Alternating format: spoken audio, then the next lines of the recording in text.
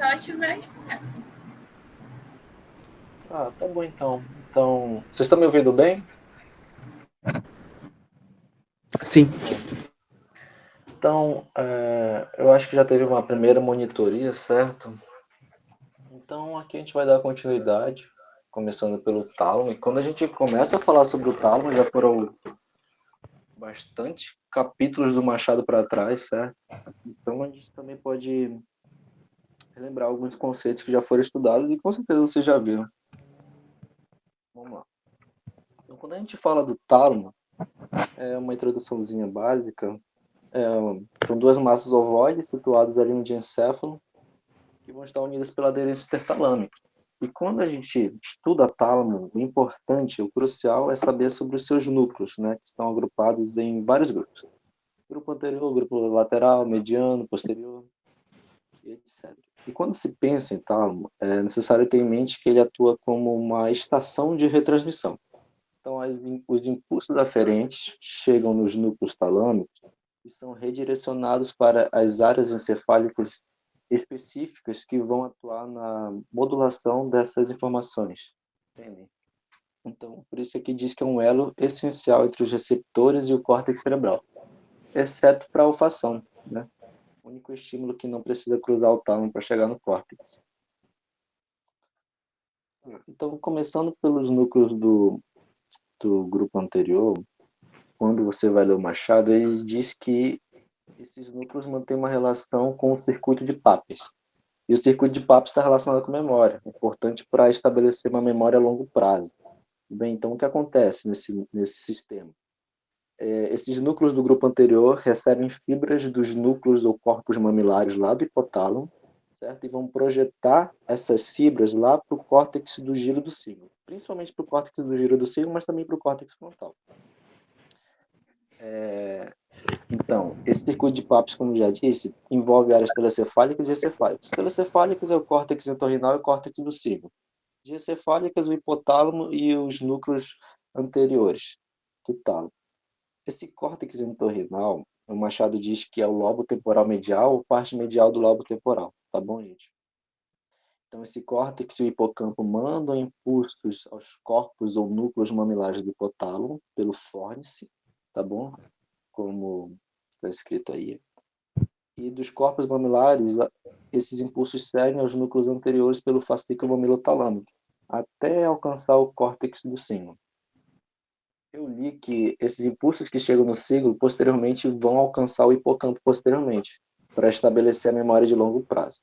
Tá, então, o que fica de importante em relação a esses núcleos do grupo anterior é que constituem o circuito de Papez e estão relacionados à memória a longo prazo. Tá, e continuando. Em relação aos núcleos do grupo posterior, o Machado destaca três, que é o pulvinar e os corpos geniculados lateral e medial. Quando você vai estudar pulvinar, o Machado diz que está relacionado à atenção seletiva. E por que está relacionado à atenção seletiva? Porque ele tem conexão com a região temporoparietal, que corresponde aos giros angular e o supramarginal, aqui no lóbulo parietal inferior. Mas estudando um pouco mais a fundo isso aqui, você vê que ele não está relacionado só com a atenção seletiva.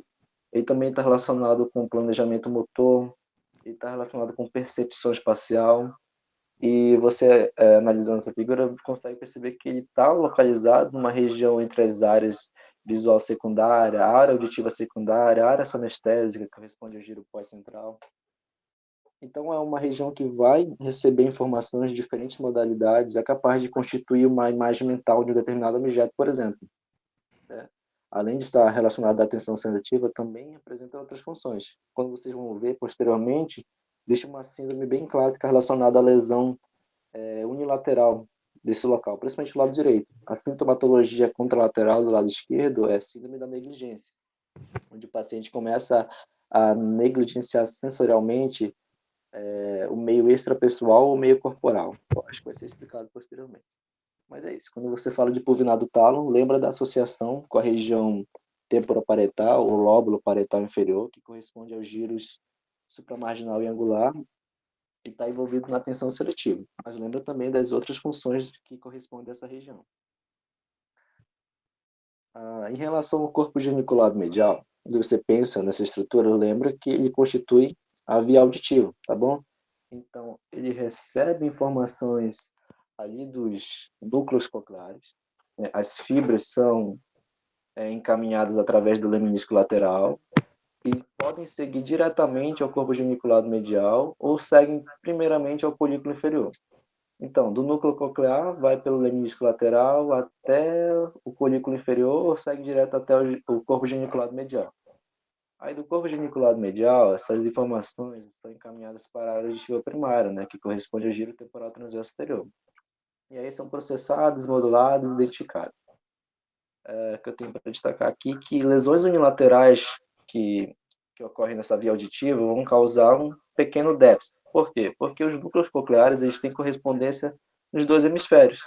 Então, lesões unilaterais não causam surdez definitiva, né? Lesões bilaterais, sim, vão causar surdez por completo. Em relação ao corpo geniculado lateral, enquanto o medial está relacionado à via auditiva, o corpo geniculado lateral vai compor a via óptica, né? Via visual. Ele vai receber as fibras provenientes da retina pelo trato óptico, né? E vai projetar para a área visual primária, que corresponde às bordas do sulco calcarino. Falando um pouco mais sobre essas áreas visuais, são a área visual primária e a área visual secundária. A primária, lábios ou borda sul-calcarino localizado no lobo occipital. Já a área visual secundária, são várias dessas áreas visuais secundárias que vão estar distribuídas no lobo temporal e parietal. Só que vão existir quatro principais, né, de V2 a V5, V2, V3, V4, V5, que vão formar duas vias principais, via dorsal e via ventral. A via dorsal vai estar aqui distribuída no lobo parietal e a via ventral aqui distribuída no lobo temporal. Elas partem do mesmo local, que é a área visual primária, e vão formar essas duas vias principais. Elas apresentam funções distintas, como vai ser discutido posteriormente, enquanto uma é responsável por identificar determinado objeto, outra é responsável por identificar se o objeto está ou não em movimento. Então, por isso, lesões nessas regiões vão ter sintomatologia diferente e vão apresentar denominações diferentes, como vocês vão ver, agnosia e prosopagnosia. Então, lembrar, núcleos do grupo posterior do tálamo, pulvinar, atenção seletiva, que tem relação com a região temporoparietal, corpo geniculado medial, que compõe a via auditiva, né, recebe fibras dos núcleos cocleares, pelo leminísculo lateral e colículo inferior, e o corpo geniculado lateral, que compõe a via óptica, tá bom? Manda essas informações ali para a área visual primária, que corresponde às bordas sul-calcarinas. Tá, então, os núcleos do grupo mediano, né, vão apresentar conexões com o hipotálamo e por isso o Machado diz que ele apresenta funções viscerais. Diz basicamente isso. Mas esse hipotálamo apresenta outras conexões e funções muito importantes. Por isso a gente vai discutir um pouco aqui sobre ele. O hipotálamo apresenta conexões com o sistema límbico, área pré-frontal, com a hipófise e conexões viscerais que correspondem à função dos núcleos do grupo mediano. E como é que ocorre essas conexões viscerais? É por impulsos aferentes e eferentes. Então, vai receber informações sobre a atividade das vísceras, né, pelo núcleo do trato solitário. Aí você tem que lembrar que o núcleo do trato solitário ele vai ter conexão com os nervos cranianos 7, 9 e 10, facial, glossofaringe e vago. E principalmente pelo vago, vai apresentar essas informações sensoriais sobre as vísceras que vão ser encaminhadas ali para o hipotálamo. Bem? E esses impulsos eferentes vão seguir o sistema nervoso autônomo até os neurônios pré-ganglionares do simpático e parasimpático. Então, pode ser por via direta ou indireta. Direta é caminho direto até as colunas deferentes do tronco cefálico e medula, e via indireta ele caminha primeiro para a formação reticular e daí forma o trato reticuloespinhal para ter ação no sistema nervoso autônomo. Em relação aos núcleos do grupo medial, tem destaque dois, né? Que são os núcleos intralaminares e o núcleo dorsomedial. Os núcleos intralaminares apresentam conexão com a formação reticular e por isso tem função relacionada com o sistema ativador reticular ascendente e proporciona uma vaga percepção sensorial, principalmente relacionada a estímulos dolorosos, tá bom? Esse sistema ativador reticular ascendente não é o mesmo que está relacionado ao ciclo de vigília e sono, que é o sistema ativador ascendente, SAA. Bom, o sistema ativador reticular ascendente também tem uma ação sobre a atividade elétrica do córtex, mas não suficiente para induzir coma, etc. Só diminui o tempo de vigília, que é o tempo que o indivíduo está acordado. Essa formação reticular é só um agregado meio difuso, né, de neurônios que vão estar localizados ali no tronco cefálico, e eles vão possuir núcleos específicos, né, o núcleo da Raff, ceruleus e o tegmental ventral. Vocês já viram isso, né, desde a anatomia 1, creio. E dentre as funções dessa formação reticular estão as duas aqui que também estão relacionadas aos núcleos intralaminares. Aqui, ó. Controle da atividade elétrica cortical, com o sistema ativador reticular ascendente, e o controle eferente da sensibilidade e da dor, também é função dos núcleos intralaminares. Mas eu também destaco aqui que na formação reticular está o centro respiratório e vasomotor. Isso é fundamental. Devemos saber disso. Bem. Tá. Esse sistema ativador reticular ascendente, né, é composto pelas fibras dos próprios núcleos da formação reticular. Né? Então, são fibras do lóculo ceruleus, fibras dos núcleos da RAF, fibras da formação reticular da ponte, de maneira geral, e tem ação ativadora sobre o córtex. Como? Ali na divisão entre mesencéfalo e diencéfalo se divide no ramo dorsal e ventral. Esse ramo dorsal aqui que vai ser encaminhado para os núcleos intralaminares, e dos núcleos intralaminares se espalha para todo o córtex cerebral. Esse ramo ventral aqui vai primeiro para o hipotálamo. O hipotálamo devolve com fibras estaminérgicas para a formação reticular. Aí que vai formar o sistema ativador reticular ascendente. Não, o sistema ativador ascendente, o SAA, que é responsável pelo ciclo de vigília e sono. É bom? Quando o indivíduo está no fim do ciclo de vigília, começando o ciclo de sono, os próprios núcleos hipotalâmicos vão se inibir, né, não enviando mais informações. E também existe a ação de núcleos talâmicos para o ciclo de vigília e sono, como a gente vai ver posteriormente. Tá. Em relação ao núcleo dorso medial, que também compõe os núcleos do grupo medial, ele tem conexões com o corpo amidalóide ou amígdala e também com a área pré-frontal. Aí o Machado diz que as suas funções estão relacionadas às estruturas que ele tem conexão. Então, falando um pouco mais sobre essas estruturas, a amígdala, o corpo amidalóide, ou complexo amidalóide, nada mais é do que o principal componente do sistema límbico. E o sistema límbico é o que é responsável pelo nosso comportamento emocional, pela regulação das emoções de maneira geral. Ele tem vários núcleos, várias conexões aferentes e eferentes, mas esses núcleos estão agrupados em três principais aqui, ó, córtico medial, basolateral e central. Eu creio que vocês não precisam saber disso aqui para a prova, mas é só para contextualizar. Córtico medial e basolateral são aferentes, recebem todas as informações. Córtico medial está relacionado com impulsos sexuais, por exemplo, lesões nessa região causam hipersexualidade. E o central é um núcleo eferente. Bem, dentre as funções da amígdala, a que é mais conhecida é o processamento da dor, certo? O que acontece aqui? Estímulos nesses núcleos vão causar reações distintas. Estímulos no basolateral causam reação de medo e fuga, e estímulos no córtico medial causam reação de agressivo e defensivo. O basolateral vai estar responsável aqui no processamento da dor. Então, você tem um estímulo visual, certo? Que vai seguir até o corpo geniculado lateral, pelo trato óptico, né? Fibras da retina pelo trato óptico até o corpo geniculado lateral. São encaminhados para as áreas visuais primárias e secundárias, borda sul-calcarino, área temporal e lobo temporal e parietal.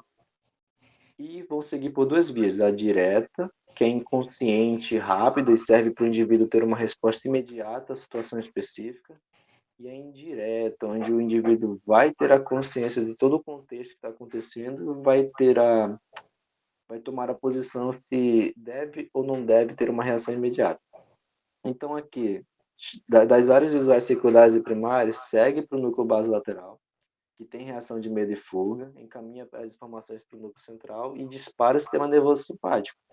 Aí tem todo o processo de liberação de adrenalina pelas adrenais, tem vasoconstrição periférica, vasodilatação para órgãos nobres, tudo para preparar o indivíduo para uma reação à situação específica. Aqui é só para o indivíduo ter noção de todo o contexto e depois ele envia informação para a amígdala. Isso aqui é uma via consciente mais lenta do que a que segue primeiro pelo basolateral e central. Tá. E além de ter conexão com o corpo amidalóide, o amígdala, ele também tem conexão com a área pré-frontal. A área pré-frontal é o principal responsável pelo nosso comportamento inteligente e tomar decisões. Está relacionado às funções cognitivas, certo? Tomada de decisão, organização, resolução de problemas, certo? E ela se divide em duas, né? Dorso lateral e órbita frontal. A área pré-frontal dorsolateral é o que vai estar responsável pelas funções executivas de planejamento, resolução, organização, certo? Avalia os nossos comportamentos e consegue alterá-los a depender do curso de determinada situação.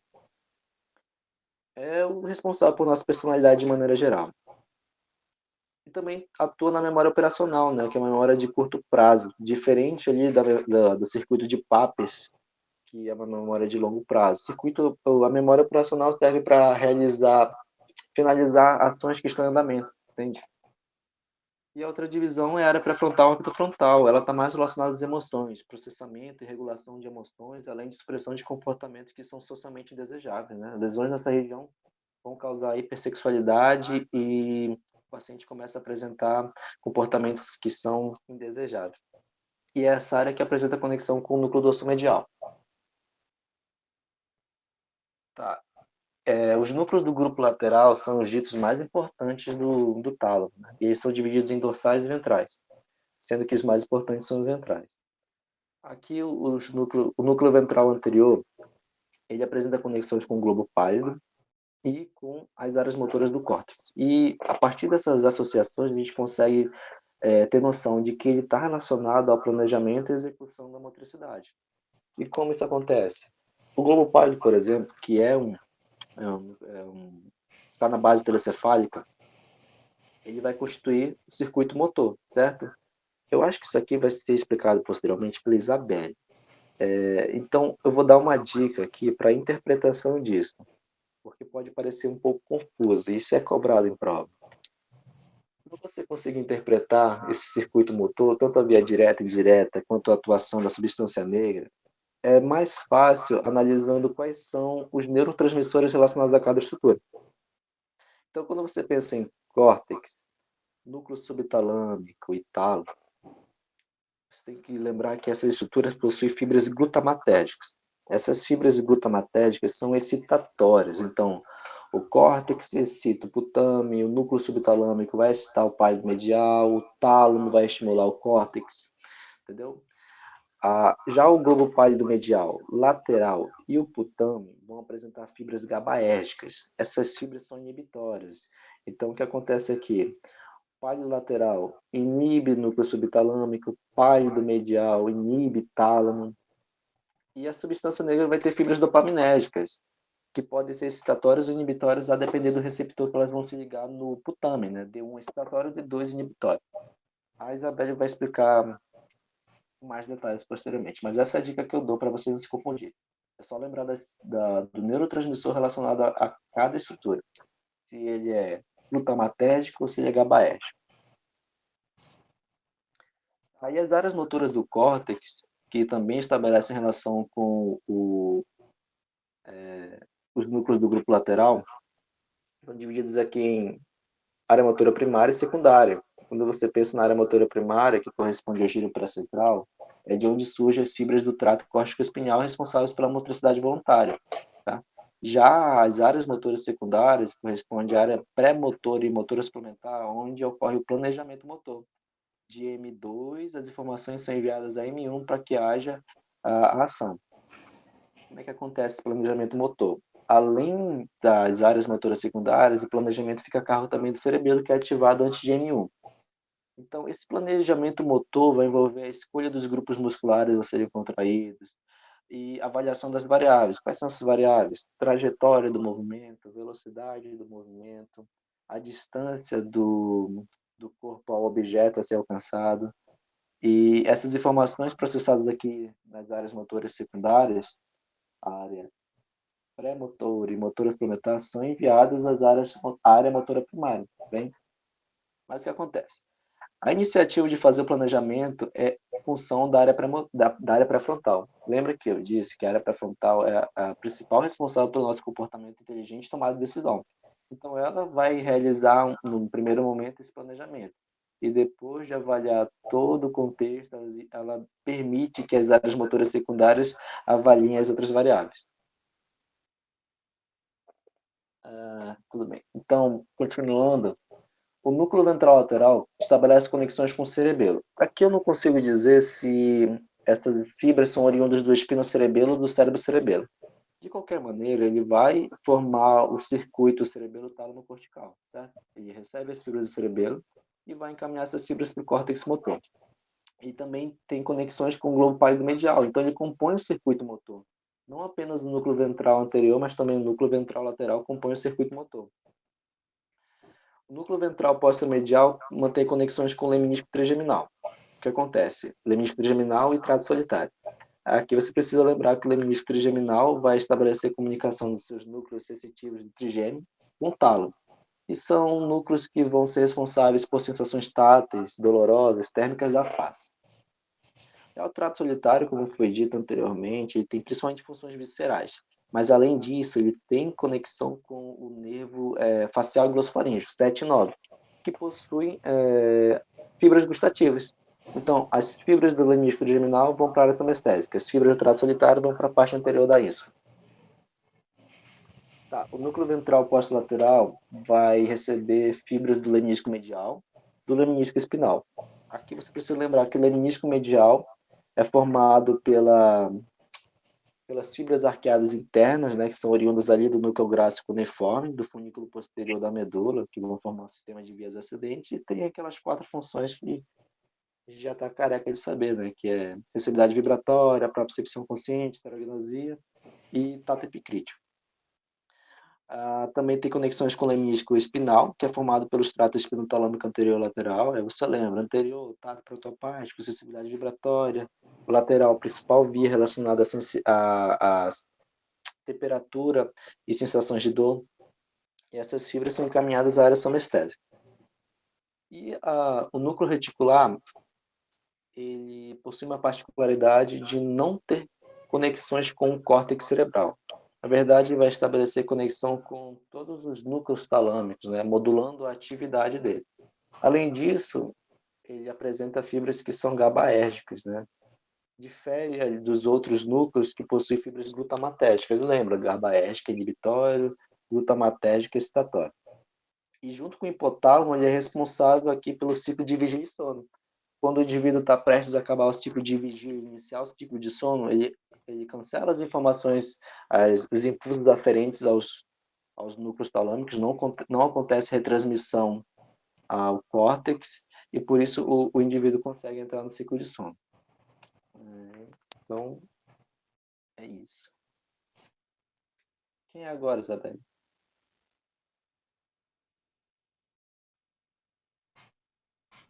É pra ser eu, só que eu tava falando com a Manu. Gente, vocês querem que dê telencefalo todo na terça?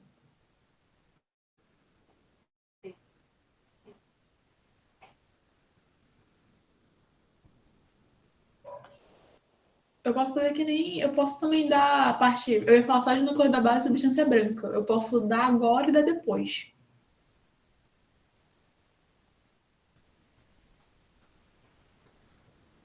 Pode ser, então. Dar os dois? Tá. Isso, porque já estão gravando agora, né? Aí, Uhum. É aproveita. porque também tem chance de terça eu não conseguir aparecer. Eu queria pelo menos que fosse gravado. Pra lá. Matheus pode parar de transmitir, eu transmito daqui. Matheus não, perdão, Luiz. Obrigada.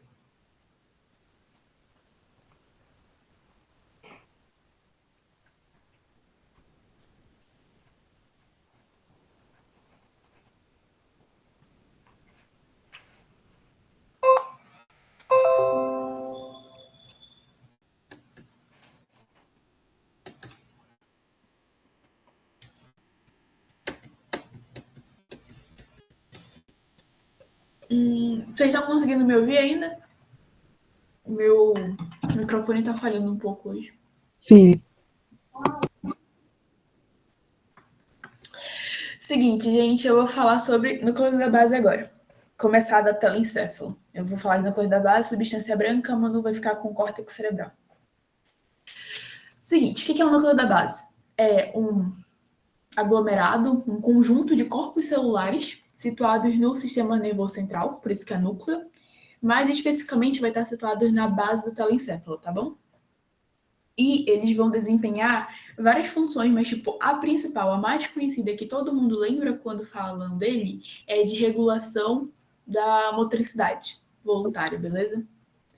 E aqui a gente fala dos circuitos, tá bom? Vocês têm que saber a função. Já teve prova que o professor perguntou para falar os circuitos e pedir a função dele. Então tem o principal, que é o controle motor, motricidade voluntária. Também tem controle motor relacionado aos movimentos dos nossos olhos, beleza?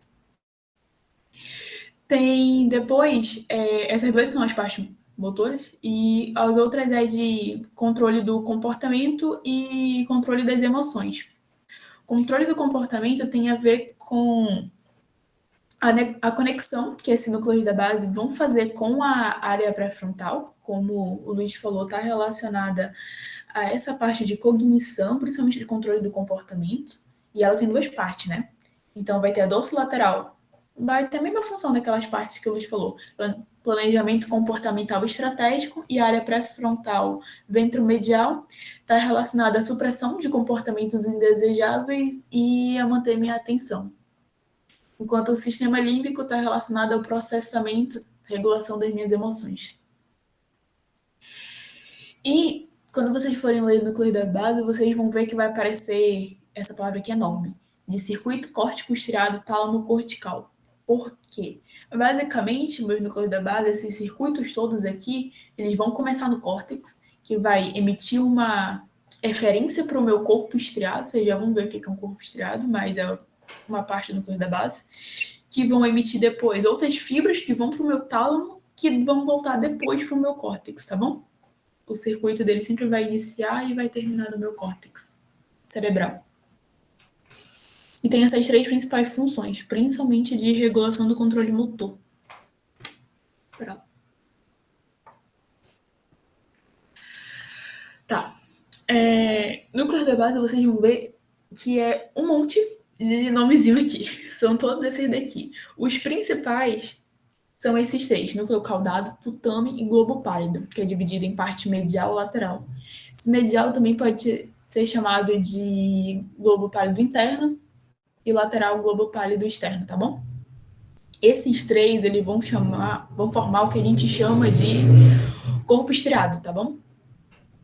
Era isso aqui, basicamente, que eu estava me referindo. Quando eu falei de córtico estriado, tálamo cortical, é esse corpo estriado aqui. Com função principalmente motora. Esses outros aqui já tem mais outras, principalmente aqui é função límbica. O núcleo basal de Maynard está relacionado a... como posso dizer? É um núcleo que tem muitos neurônios, cujo principal transmissor vai ser... Transmissor não. Ele é o que a gente chama de via colinérgica, tá? Quando vocês forem ler, ele vai relacionar eles ao Alzheimer. Esse daqui vocês têm que saber bem só o superficial, tá? Núcleo accumbens, claustrum e corpo amideloide. Na verdade, esse núcleo accumbens, o corpo amideloide estão relacionados ao meu sistema límbico, esses dois. E o claustrum, ele não tem uma função bonitinha, estabelecida ainda, mas ele faz conexão com todas as minhas áreas corticais. Então, se supõe que a função desse claustro aqui é de associar, meio que conectar todas essas, tipo, regular o meu comportamento unindo todas as minhas áreas corticais, beleza? E esses dois bem aqui, núcleo basal de Meynitz e núcleo accumbens, formam o que a gente chama de corpo estriado ventral, que está relacionado também ao meu sistema límbico. Então, esse daqui, sistema límbico e corpo amideloide também. Subtálamo e substância negra, eles não são núcleos da base, não estão situados no telencéfalo, mas eles estão associados à função do núcleo da base de controle do movimento. Subtálamo vai estar no diencéfalo e substância negra, vocês devem ter visto ele no mesencéfalo, então lá em tronco encefálico, tá? Vai ser bem importante essa substância negra quando a gente for falar de circuito motor. Aqui eu botei a fotozinha só para vocês verem. Essa foto tá melhor, achei. Basicamente, o que é cada um deles. Bem aqui, essa partezinha aqui, mais próxima do meu, posso dizer, da linha mediana do meu cérebro, é o que a gente vai chamar de tálamo. Vocês conseguem ver que ele está dividindo lá. Dividido, já que é multinúcleo, né? Aqui a gente consegue ver o meu putamo. Bem aqui, mais internamente a ele, a gente vê o globo pálido se dividindo em globo pálido medial e lateral. Medial mais para cá, lateral mais para cá. E dividindo essas duas estruturas, vai ter essa cápsula interna, que vai dividir o putame, globo pálido, do núcleo caudado. Aqui a gente consegue ver só a cabeça dele, tá bom? O professor Márcio já cobrou em prova, que mais? Aquela ordenzinha, tá? De começar, tipo, de cálcio, tipo, da lateral para medial. Então, dê uma olhada nessa imagem e decore, tá? Todas as estruturas.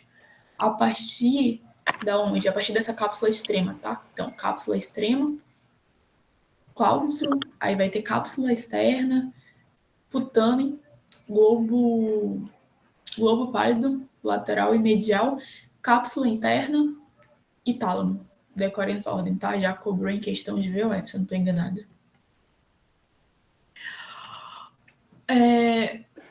Tem outra divisão ainda de núcleos da base que vai ser a que a gente vai mais trabalhar, que vocês também vão mais ver, que é o corpo estriado, que eu já tinha falado anteriormente, que eram esses três, núcleo caudado, putame e globo pálido. A gente divide ele de acordo com, como posso dizer? Processo evolutivo. A gente vai ter o neoestriado e o paloestriado. O neoestriado é composto pelo núcleo caudado e pelo putame, e o globo pálido pelo... E o paloestriado é só composto pelo globo pálido, tá, gente?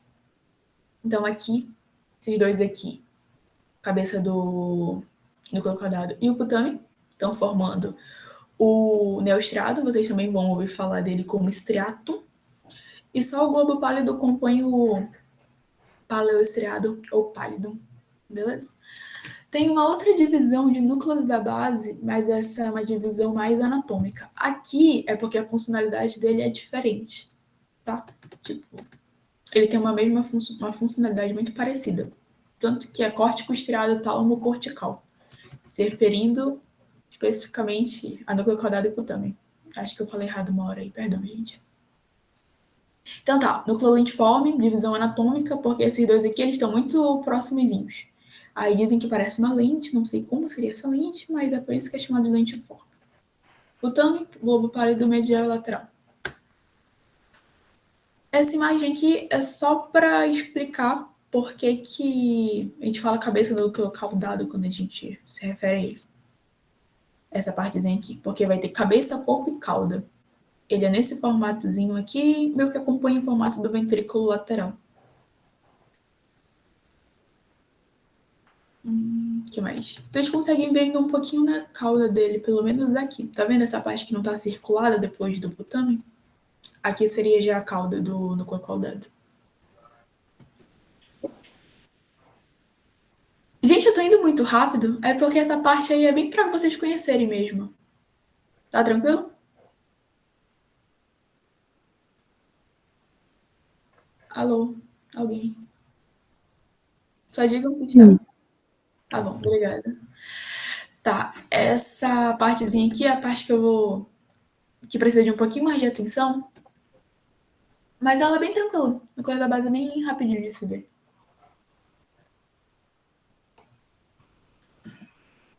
Quando a gente fala de núcleos da base, a principal função dele é o quê? Controle da motricidade voluntária. Eu gosto de pensar muito que o núcleo da base é tipo... Não sei se vocês já ouviram falar daquela expressão de sistema de peso e contrapeso. Tipo, basicamente, o núcleo da base, ele tem uma via direta que ele vai facilitar meu movimento e uma via indireta que ele vai inibir meu movimento. E meio que as duas estão atuando ao mesmo tempo, fazendo com que o meu movimento ele consiga ser fluido, que ele não trave ao iniciar, que ele não trave no momento, sabe? Porque dá a fluidez do movimento meio que é o funcionamento do núcleo da base, tá, gente? E o que mais? Então, eu vou explicar aqui a via para vocês. Basicamente, ela sempre vai começar no córtex e vai terminar no córtex, tá, gente? E todo estímulo que sai do córtex e chega no córtex, que sempre vai vir do tálamo, esses dois vão ser excitatórios, tá bom? Por isso que tem um maisinho aqui. Então tá, eu vou ter o meu córtex cerebral mandando eferências excitatórias para o meu neoestriado, então, putamen e núcleo caudado. Então, estão excitando, estão ativando esse neoestriado, que por sua vez vão mandar fibras inibitórias para o meu pálido medial. Só que meu pálido medial, ele já tem como função inibir meu tálamo. Então, basicamente, o que a gente está tendo aqui? Tem o meu córtex ativando o meu neoestriado. O neoestriado, ele inibe meu pálido medial. Fica tranquilo. Só que o meu pálido medial, ele já tem essa função de inibir o tálamo. Então, quando eu inibo esse pálido medial, eu estou inibindo a inibição do tálamo. Quando eu inibo uma inibição, eu meio que estou ativando o meu tálamo indiretamente. Tá bom? Então, na minha via direta, eu tenho, como posso dizer, a ativação do meu tálamo, que vai depois me mandar fibras excitatórias para o meu córtex e assim vai fazer com que eu tenha uma maior fluidez no movimento, uma facilitação no movimento. Quando eu digo facilitação do meu movimento, gente, basicamente eu tô dizendo que, como posso dizer? Tô falando, tipo, regular a velocidade, regular a agilidade, tá? Todo esse negócio, a amplitude do movimento, do meu movimento. Tudo isso meio que a via direta facilita, meio que aumenta, tá?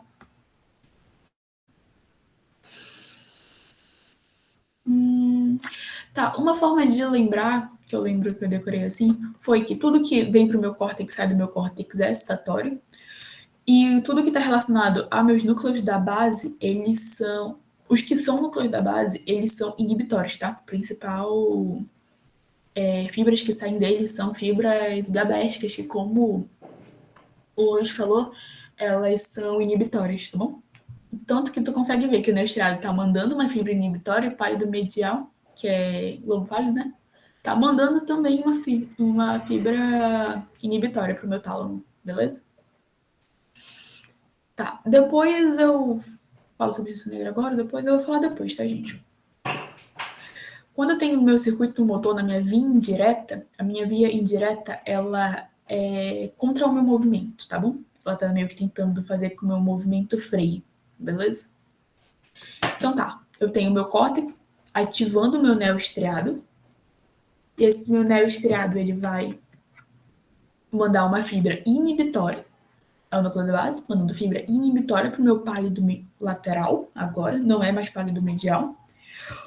O meu pálido lateral vai mandar também uma fibra inibitória para o meu subtálamo. Então, o que eu tenho aqui? Eu tenho o meu neoestriado inibindo o pálido lateral. O pálido lateral, ele tinha como função o quê? Inibir o subtálamo. Só que ele está sendo agora... Está sendo o quê? Pera lá. Um momento. Até eu me perdi aqui. Ele está sendo ativado no fim das contas. Isso que vai acontecer com o meu subtálamo. Aí meu subtálamo ficando ativado, já que o pálido lateral tinha como função inibir ele, está sendo inibido pelo neoestriado, vai ter o maior funcionamento do meu subtálamo. Esse meu subtálamo, ele vai mandar fibras para o meu pálido medial, que são excitatórias. Então, vai aumentar a ação do meu pálido medial. O meu pálido medial ativado, vai fazer o quê? Vai cumprir a função dele. Vai inibir o meu tálamo. E meu tálamo inibido não manda mais fibras para o meu córtex. O meu movimento meio que está parando nesse momento, tá bom? Eu tenho uma dificuldade maior em realizar esse movimento. Até aí, tudo certo? Alguém? Você vai me responder? Sim, tudo certo. Tá. Gente, se ficar confuso, vocês podem pedir para repetir, tá? Sem nenhum problema. Vou falar agora da dopamina, nas dois circuitos. A dopamina, gente, ela sempre vai ser pró-movimento, tá? Então, na minha via direta, que é uma via a favor do meu movimento, essa dopamina, ela também vai estar atuando meio que a favor dessa via direta, tá bom? Tanto que ela vai excitar o meu neostriado. Essa dopamina, ela vai aumentar a ação do meu neostriado, que por sua vez vai inibir o pálido medial, que tem como função natural inibir meu tálamo. Então, está inibindo o pálido medial, meu tálamo está sendo ativado ainda mais pela dopamina, então eu tenho maior envio de fibras para o meu córtex, facilitando assim o meu movimento. Na minha via indireta, que é uma via contra o meu movimento, a dopamina, lembra? É sempre a favor do meu movimento. Vai fazer o que nessa via indireta? Vai tentar dificultar a via indireta. Essa é a principal diferença. Eu nem falei de substância negra, perdão, gente.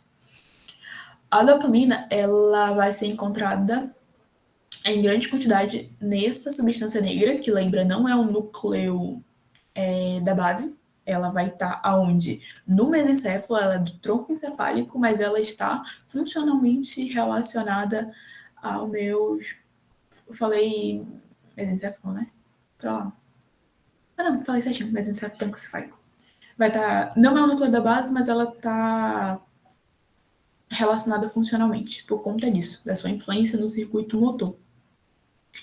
Então, aqui na via direta, essa dopamina, ela vai ser a favor dessa via, e aqui nessa via indireta, ela vai ser contra. Então, quando o meu neostriado está mandando agora o impulso inibitório para o meu pálido lateral, que vai inibir o subtálamo, ela está tentando meio que parar tudo isso. Essa via aqui, ela já está tentando frear meu movimento, mas a substância negra meio que está freando essa via. Então, ela está tentando ainda ver se meu movimento continua, tá? É meio que essa a lógica mais grosseira que vocês têm que saber, tá bom? Tá. Sobre distúrbios, a gente vai ter distúrbios motores, já que no núcleo da base tem essa função, e distúrbios também não motores. Eu vou comentar principalmente desses motores, é só para vocês também saberem que, como a função dos núcleos da base não é só regulação da motricidade, apesar de ser a principal, a mais conhecida, também tem outras... Também tem outros distúrbios relacionados às suas funções não motores, que são esses daqui, tá? Mas tá, focando nesses daqui. A gente vai ter o hemibalismo, que é basicamente um distúrbio hipercinético. Então, eu tô tendo um descompenso do meu circuito motor, mais facilitando o meu movimento, por isso hipercinético. E o que seria esse hemibalismo? Seria movimentos mais grosseiros, movimentos mais...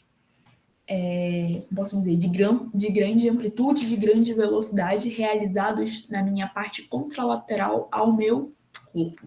Como se dá esse hemibalismo? Sempre associei ele a lesões na minha substância negra. Não, no meu núcleo subtalâmico, tá bom?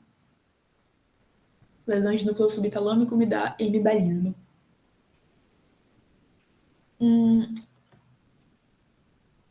O Parkinson, eu acho até que o professor, se eu não me engano, já cobrou ele em uma das provas. Eu só não lembro o que exatamente foi cobrado, mas tá. O que você tem que saber sobre Parkinson? Temos uma diminuição, nesse caso, da minha dopamina. A gente tem uma destruição dos meus neurônios, da minha substância negra, então eu vou destruir minha dopamina. E a dopamina está presente em ambos os circuitos, sendo pró-movimento. Então, se eu estou destruindo como posso dizer, um componente que é pró-movimento, eu vou ter o quê? Um distúrbio hipocinético, um distúrbio que está relacionado a uma maior inibição do meu movimento. E é basicamente isso que eu tenho na minha doença de Parkinson. Eu vou ter aquela acinesia, né? Que é uma dificuldade de iniciar meu movimento. Eu tenho a bradicinesia, que são movimentos mais lentos, por isso brad. Eu também vou ter uma hipertonia nos meus músculos. E eu vou ter o tremor característico do Parkinson, né? Basicamente por isso. Aí tem que só lembrar daquela peculiaridade que a minha substância negra na via direta, ela está sendo a favor. Então, por que eu tenho um distúrbio hipocinético? Porque aqui eu não tenho a minha substância negra facilitando esse circuito, e eu não tenho a minha substância negra na via indireta tentando parar essa via indireta. Então, eu tenho o quê? No fim das contas, uma diminuição da minha via direta, que é para o movimento, e um aumento da minha via indireta, que já é contra o meu movimento. Isso me dá um distúrbio hiposcinético. Quando eu falo de Coreia, eu tô falando de quê? Eu tô falando de o livro de movimentos rítmicos, graciosos, harmônicos. Eu nunca acreditei nisso porque toda vez que eu pesquiso vídeo eu nunca acho isso, tá?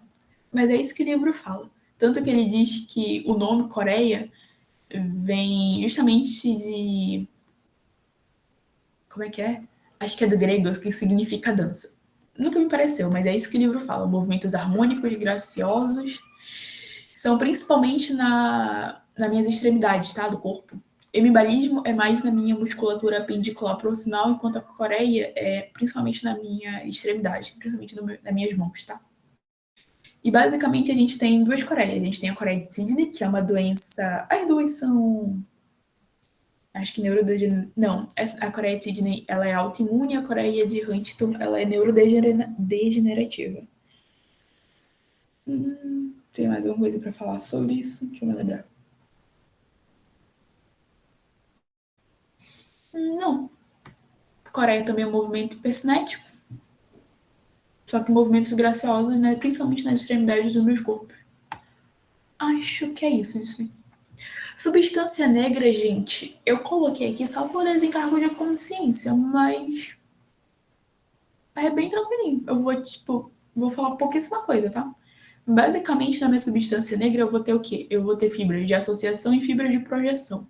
Toda vez que vocês virem o termo associação, vocês têm que pensar em que eu estou associando partes diferentes do meu mesmo órgão.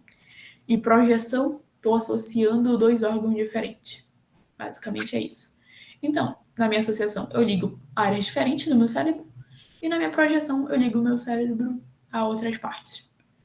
Só que na minha associação, a gente ainda tem um detalhe que o meu cérebro, ele tem dois hemisférios, né? Então, eu vou ter uma fibra associando parte diferente no mesmo hemisfério, por isso entre hemisféricas, e fibras associando partes diferentes entre dois hemisférios, por isso interhemisféricas.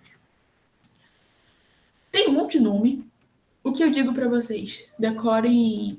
Essa daqui é a mais facinho, fibras interhemisféricas, porque eu tenho duas comissuras, e vocês já viram que comissuras é quando eu tenho um cruzamento de fibras perpendicular, então faz muito sentido ser uma fibra interhemisférica, tá bom? E o corpo caloso, todos vocês conhecem de anatom, porque tinha aquela marcação lá. Que mais? Cápsula interna e fórnice é uma fibra de projeção. Cápsula interna, ela é bem importante, tá, gente? Tipo, é onde passa basicamente todas as nossas... todos os traços que vocês viram na medula, radiações, meio que tudo tá condensado aqui, tá? Nessa cápsula interna. Então, tipo, lesões em diferentes locais dessa cápsula vão afetar diferentes áreas. Tem uma parte motora, uma parte sensitiva. Mas eu acho que o livro nem tá falando isso pra vocês. Então tá, decorem o nome das fibras interhemisféricas, das fibras de projeção, que são só duas, e tem essa divisão de perna anterior, joelho e perna posterior. Anterior, joelho e posterior. E fibras intrahemisféricas é o que sobra. Eu acho que se caiu foi em PF, aquelas questões de marcar mesmo. A minha parte era isso. Eu não sei se a Manu vai querer falar dela agora ou se vai deixar para terça-feira. Não sei nem se ela ainda tá aí. Ei, Manu, tu tá aí? Não. Eu acho que não, né? Eu lembro que substância branca caiu na minha prova, lá em 2022. O Márcio colocou uma prova sobre substância branca. E o que caiu, tu lembra? Fibras de projeção e associação. Mas pra falar o nome? Ou era de como é que era?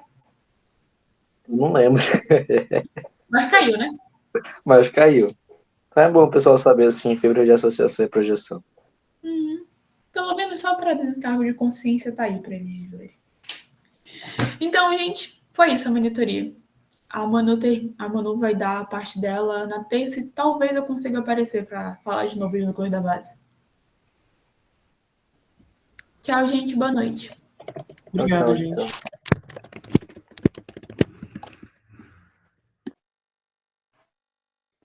Boa noite, muito obrigado.